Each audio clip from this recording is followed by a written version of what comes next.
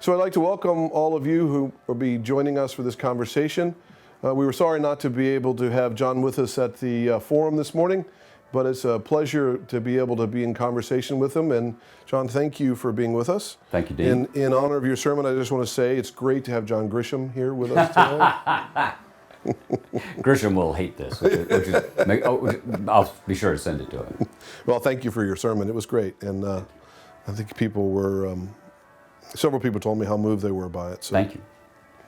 So before we start and talk about some issues that I think would be important, I would like to get you to share just a little bit about, you said it a little bit about in your sermon today, but I'm interested in a little bit in your faith life, in your background.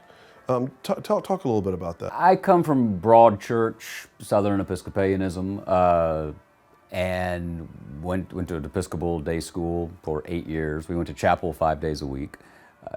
If I were... That'll either cure you or kill you. Exactly, but if I were Warren Buffett, which is unlikely, I would just endow Episcopal schools with active sacramental chapel programs.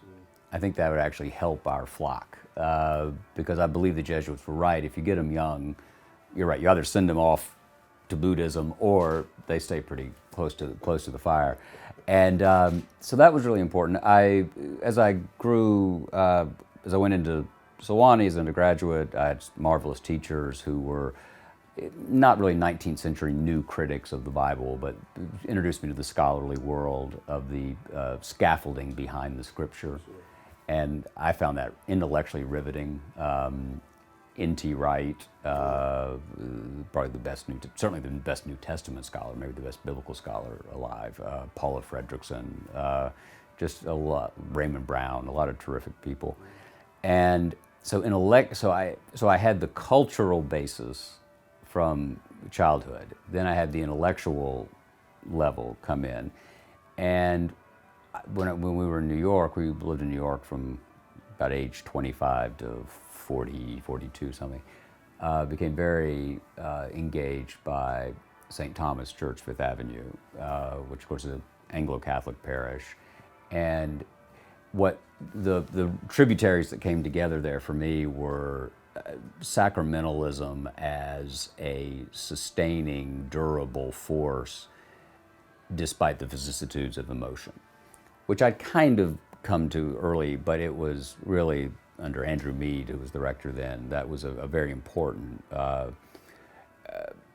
ecclesiastical experience, because it gave force and form to a sense that, my sense, I read The Office every day, pretty quickly. I have it down to about 4 minutes. That's good. I'm going to take lessons. I can't get at that. It's really... I should trot through the scriptures, but I don't. I can't read about Tobit. My life is too short. Sorry, Father. And sorry, Tobit, wherever you are. But I read the prayers, and I find that to be incredibly orienting.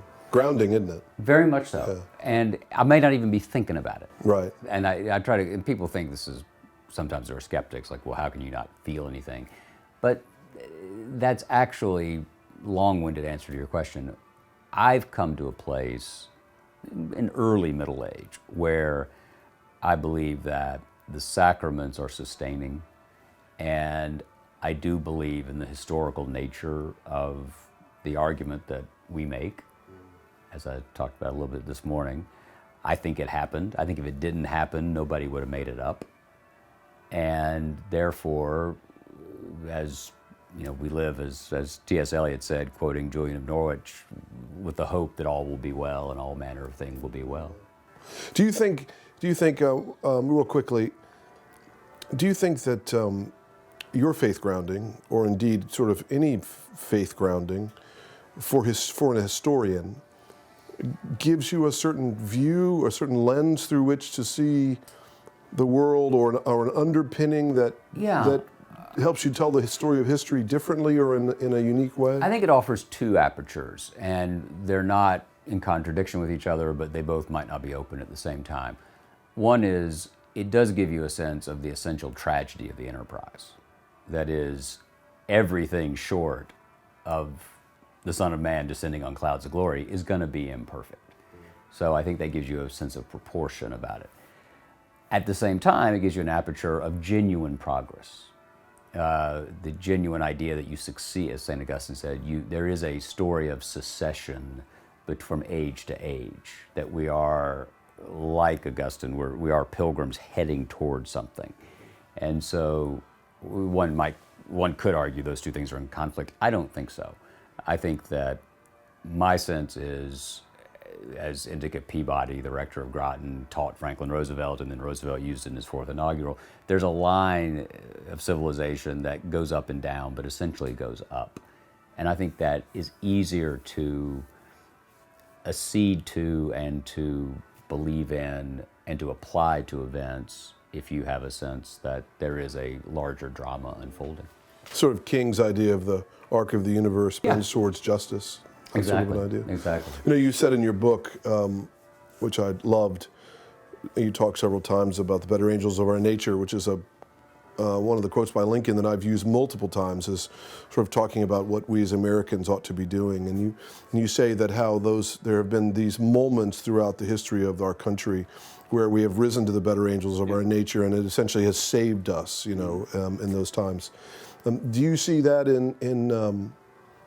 tell us a little bit more about that. I would love to hear a little bit more about what Lincoln was intending with those words, if you have an insense to it, and whether you're not, does this tie in with this idea of what we're talking about, of the larger picture of human history? And that there is forward motion. Well, Lincoln, it's the end of the first inaugural. He had ended with a not particularly eloquent conclusion.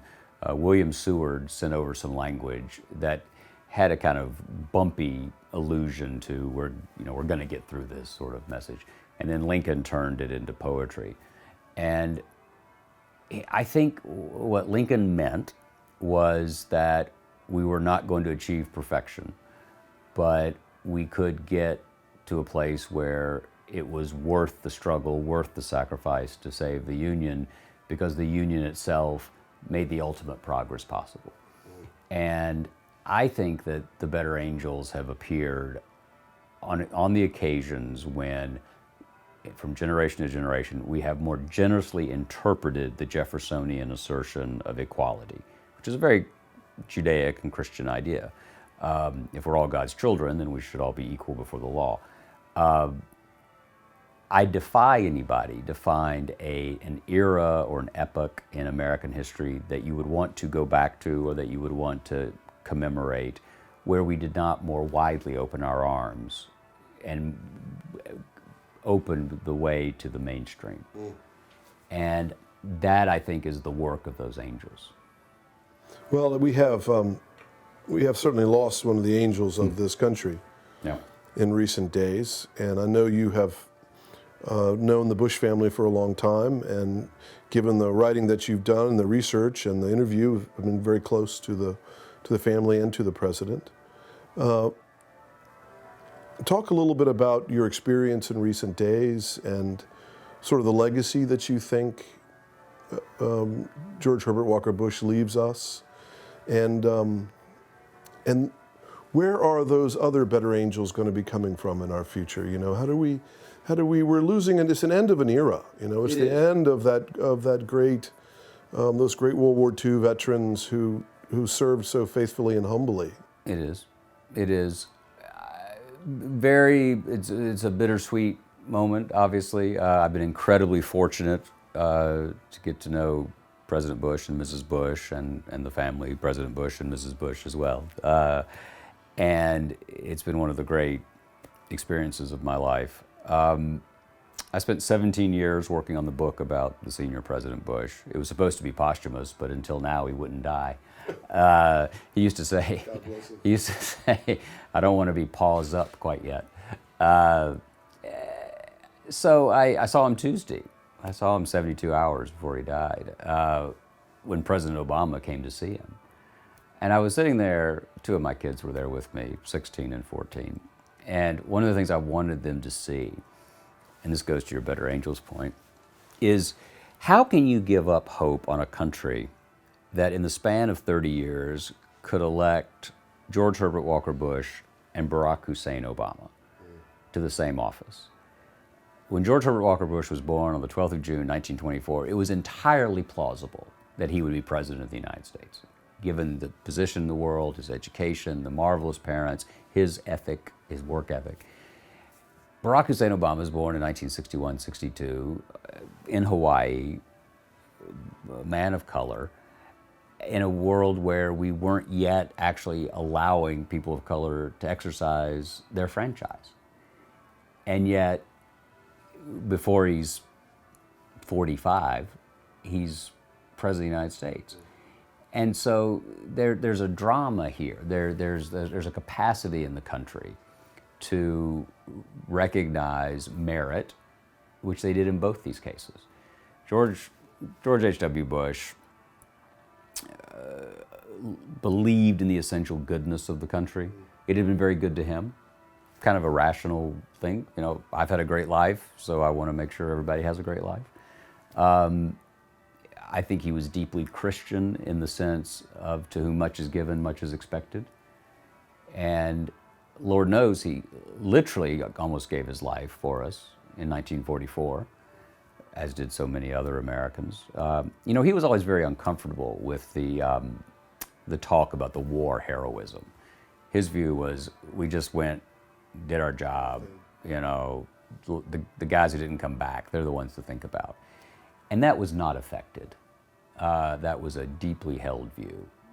And so where I think the better angels are going to come from, possibly, and I don't mean to say that military service means you're automatically going to be in this zone, but there is an entire wave of veterans of the post 9/11 wars who are coming into public office. And they're some of the few Americans who have actually met people different from themselves and joined those people different from themselves in a common effort, which is what the country's supposed to be like. And so I have some hope that A, just women will save us, but B, veterans, and if there are women veterans, which there are, they're the ones to watch. And I believe there are members of this incoming class who are veterans who've agreed to sign this pledge to one another of working across the aisle and honoring one another in their, I've been doing some reading about that, and I was thinking that comes directly out of sort of that military ethos of how important teammate and mission and working together is. Yeah, mission. St. Augustine said that a nation should best be defined as a multitude of rational beings united by the common objects of their love. It's a great line. United by the common objects of their love.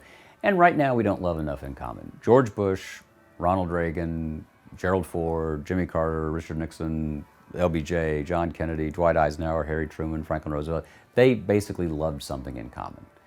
And they were willing, for all of their faults, this is not a hymn of unnuanced praise for them, for all their faults, they believed ultimately that the country was bigger than they were. I mean, what did Richard Nixon do when the court ruled against him? He gave in. Nixon never burned the tapes. He actually followed the institutions that were his undoing. And the rule of law, the essence that the sum was more important than the individual, I think is President Bush embodied it. It was the air he breathed. I think it's always so powerful when we have the inaugural prayer service here, following the inauguration, that we have this miraculous thing that happens every 4 to 8 years for the past 200 years, that we have this peaceful transition of power where one side steps away and allows the other side to step up and rule. And I think that's quite miraculous and wonderful. It is. And the other thing is, and again, this is a deeply religiously informed idea, you know, we don't have to get 100% right. What's the motive force of the story that led us to be sitting here? It was not that things were going well, it's that manifestly things were not. In fact, they were going so poorly that there had to be a human atoning sacrifice. So I think we shouldn't let the perfect be the enemy of the good. And I think in the popular mind, it's really hard from day to day not to judge the present by an unreasonable standard of the past. As if in the past people were wandering around in frock coats and powdered wigs and just everything was perfect.